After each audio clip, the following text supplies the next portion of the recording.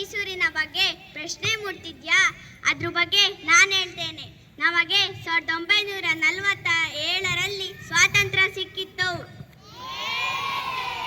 ಆದರೆ 1947ರಲ್ಲಿ ಸ್ವತಂತ್ರ ಗ್ರಾಮ ಎಂದು ಬೋರ್ಡ್ ಹಾಕಿದ ಏಕೈಕ ಹಳ್ಳಿ ಎಂದರೆ ಅದು ನಮ್ಮ ಈಸೂರು. ಹೌದಾ? ನಾವು ಈಸೂರಿನ ಬಗ್ಗೆ ಒಂದು ಕಿರುನಾಟಕವನ್ನು ನಿಮ್ಮ ಮುಂದೆ ಪ್ರಸ್ತುತಪಡಿಸುತ್ತೇವೆ. ಶುರು ಮಾಡೋಣವಾ? ಹೌದು. ಕಾಪಾಡಿ ಅಮ್ಮ ನೋವು, ಕಾಪಾಡಿ ಕಾಪಾಡಿ ಅಮ್ಮ ನೋವು.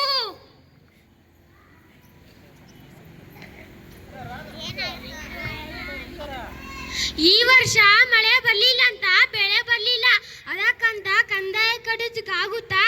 ಇದನ್ನು ಬ್ರಿಟಿಷರಿಗೆ ಹೇಳಿದೀವಿ ಅಂತ ನಮ್ಮನ್ನು ನಾಯಿ ಹೊಡೆದಂಗೆ ಹೊಡೆದು ಬಿಟ್ರು, ಭೂಮಿಯಿಂದ ಆಚೆ ಕಳಿಸಿಬಿಟ್ರು. ನಾವು ತಿನ್ನಕ್ಕಂತ ಸ್ವಲ್ಪ ಅನ್ನ ತಂದಿದ್ವಿ, ಅದನ್ನು ಕಸ್ಕೊಬಿಟ್ರು. ಮಕ್ಕಳು ಮರಿಗಂತ ಸ್ವಲ್ಪ ಕಾಯಿ ಶೇಖರಣೆ ಮಾಡಿದ್ವಿ, ಅದನ್ನು ಕಸ್ಕೊಬಿಟ್ರು. ನಮ್ಗೆ ಇಲ್ಲಿರಕ್ಕೆ ಜಾಗನೇ ಇಲ್ವಾ? ಇನ್ನು ಸಾಧ್ಯನೇ ಇಲ್ಲ ಸ್ನೇಹಿತರೆ.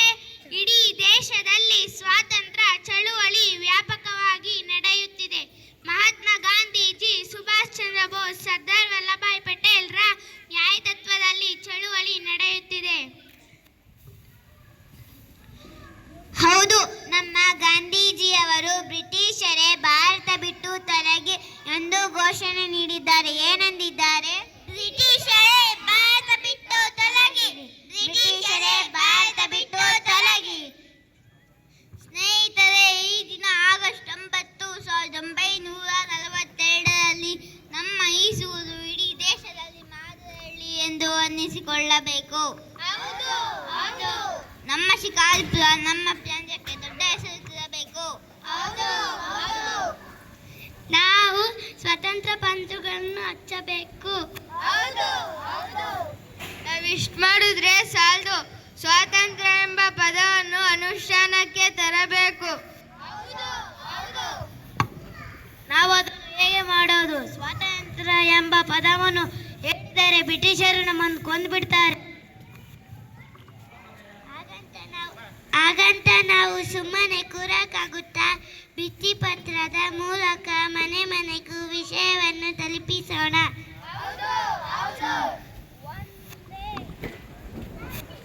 ಒಂದೇ ಮಾತರಂ, ಒಂದೇ ಮಾತರಂ.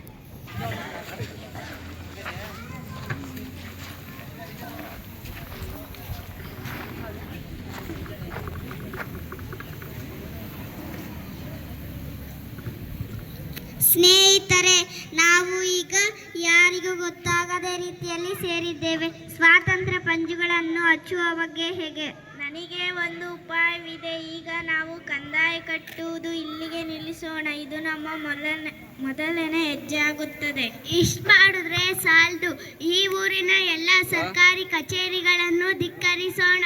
ಯಾವುದೇ ಒಬ್ಬ ಸರ್ಕಾರಿ ಅಧಿಕಾರಿಯು ಈ ಊರಿಗೆ ಬರದಂತೆ ನೋಡ್ಕೊಳ್ಳೋಣ.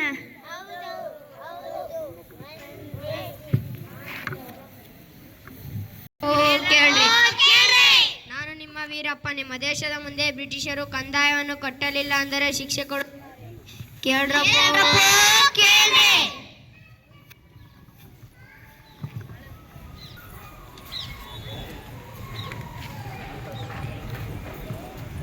ಏನ್ರಿ ಶಾನ್ಭೋಗ್ರೆ, ಘೋಷಣೆ ಕೂಗಿದ್ರು ಮನೆಯಿಂದಾಚೆ ಒಬ್ರು ಬರ್ಲೇ ಇಲ್ಲ. ಕರೀರಿ, ಬರ್ರಿ.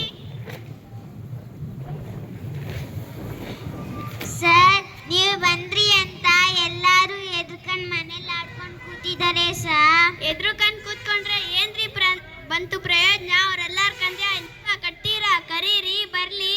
ಸರಿ ಸರ್. ಕೇಳಿ, ಕಂದಾಯ ಅಧಿಕಾರಿಗಳು ಬಂದಿದ್ದಾರೆ. ಬೇಗ ಬಂದು ನಿಮ್ಮ ಕಂದಾಯಗಳನ್ನು ನೀಡಿ, ಇಲ್ಲ ಅಂದರೆ ಶಿಕ್ಷೆ ಅನುಭವಿಸ್ಬೇಕಾಗುತ್ತೆ. ಹೆಂಗಿತ್ತು ಸರ್? ಕರೆದ್ರಿ ಕಣ್ರಿ, ಕರೆದ್ರಿ. ಅಯ್ಯೋ, ಘೋಷಣೆ ಕೂಗಿದ್ರು ಮನೆಯಿಂದಾಚೆ ಒಬ್ರು ಬರ್ಲೇ ಇಲ್ಲ. ನಮ್ಗಿಲ್ಲಿ ಮರ್ಯಾದೆನೇ ಇಲ್ವಾ? ನನ್ಗೂ ಯಾಕೋ ಹಂಗೆ ಅನ್ಸುತ್ತೆ ಸರ್. ಏನ್ರಿ ನಿಮ್ಮ ಮಾತಿನ ಅರ್ಥ? ನಮ್ಗಿಲ್ಲಿ ಮರ್ಯಾದೆನೇ ಇಲ್ಲ ಅಂದ್ರೆ ನಾವ್ ಯಾಕೆ ಇಲ್ಲಿ ಇರ್ಬೇಕು? ನಡೀರಿ, ಹೋಗೋಣ. ಇದು ಸ್ವತಂತ್ರ ಗ್ರಾಮ. ನಾವು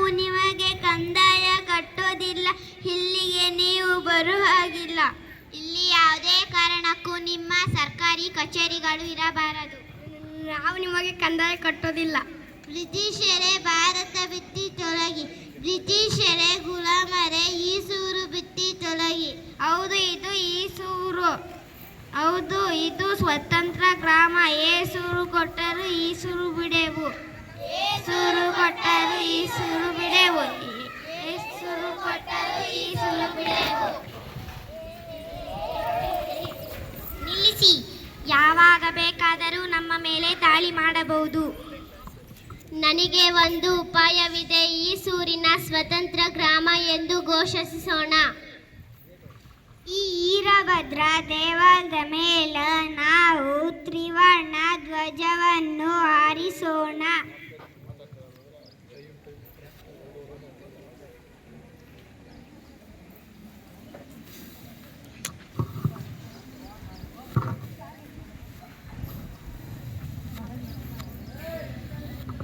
ಪೊಲೀಸ್ ಮುಖ್ಯಸ್ಥನಾಗಿ ಮಾಡೋಣ.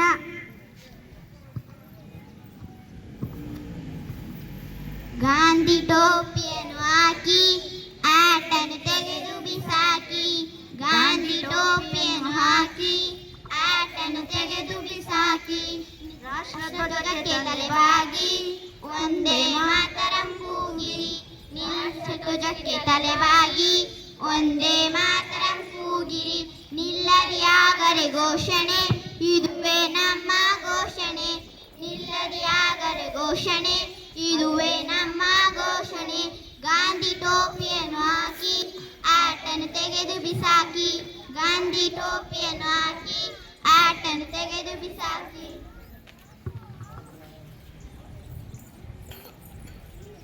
How dare you! ಇಷ್ಟೆಲ್ಲ ಸೊಕ್ಕು ನಿಮಗೆ? ಕಂಪನಿ ಸರ್ಕಾರ ಮುಖ್ಯಸ್ಥರಾದ ಪಟೇಲ್ ಶಾನ್ಭೋಗ ಮತ್ತು ಮುಖ್ಯಸ್ಥರನ್ನು ಫೋನ್ ಮಾಡಿ ಕಳಿಸ್ಬಿಟ್ರಿತ್ತು.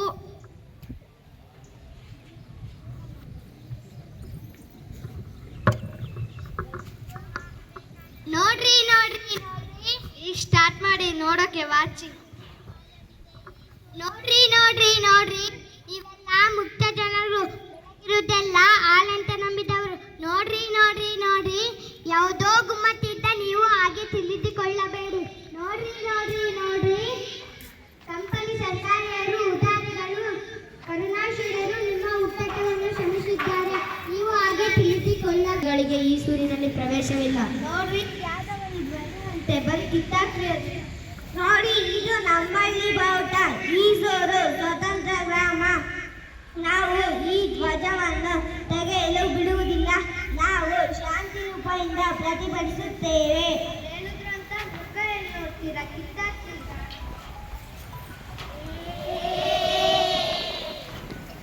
ವಂದೇ ಮಾತರಂ, ವಂದೇ ಮಾತರಂ. ಇಂದು ಜನವರಿ 9, 1943 ಶಿಕಾರಿಪುರದ ಬಳಿ ಇರುವ ಈಸೂರು ಗ್ರಾಮ ಎಂದು ಘೋಷಿಸಿ ಕಂದಾಯವನ್ನು ನಿರಾಕರಿಸಿದ್ದಾರೆ. ಅಲ್ಲದೆ ಕಂಪನಿ ಸರ್ಕಾರದ ಅಧಿಕಾರಿಗಳನ್ನು ಅಡೆಗುಟ್ಟಿದೆ. ಸರ್ಕಾರಿ ಅಧಿಕಾರಿಯ ಕರ್ತವ್ಯಕ್ಕೆ ಇಲ್ಲಿನ ಜನರು ತಲೆ ಹಾಕಿದ್ದಾರೆ. ಅಲ್ಲದೆ ತ್ರಿವರ್ಣ ಬಾವುಟವನ್ನು ಊರಿನಲ್ಲಿ ಹಾರಿಸಿ ಕಾನೂನು ಉಲ್ಲಂಘಿಸಿ ಕಂಪನಿ ಸರ್ಕಾರದ ಇಬ್ಬ ಪೊಲೀಸ್ ಹತ್ಯೆಗೆ ಕಾರಣರಾಗಿದ್ದಾರೆ. ಈ ಊರಿನ ಜನರು ಕಾನೂನು ಉಲ್ಲಂಘಿಸಿ ದೌರ್ಜನ್ಯವನ್ನು ನಡೆಸಿದ ಸೂರ್ಯನಾರಾಯಣಾಚಾರಿ, ಮಲ್ಲಯ್ಯ, ಬೀರಪ್ಪ, ಜಲ್ಲಪ್ಪ ಇವರೆಲ್ಲರಿಗೂ ಘನ ನ್ಯಾಯಾಲಯವು ಮರಣದಂಡನೆ ಶಿಕ್ಷೆ ವಿಧಿಸಲಾಗಿದೆ. ಈಸೂರು ಸ್ವತಂತ್ರ ಗ್ರಾಮ. ಇಲ್ಲಿನ ಜನರು ಸ್ವಾತಂತ್ರ್ಯರು. ವೀರಭದ್ರ ಸ್ವಾಮಿ ದೇವಾಲಯವು ಈ ಸ್ವತಂತ್ರ ಗ್ರಾಮದ ಚಿಹ್ನೆಯಾಗಿ ಉಳಿದಿದೆ.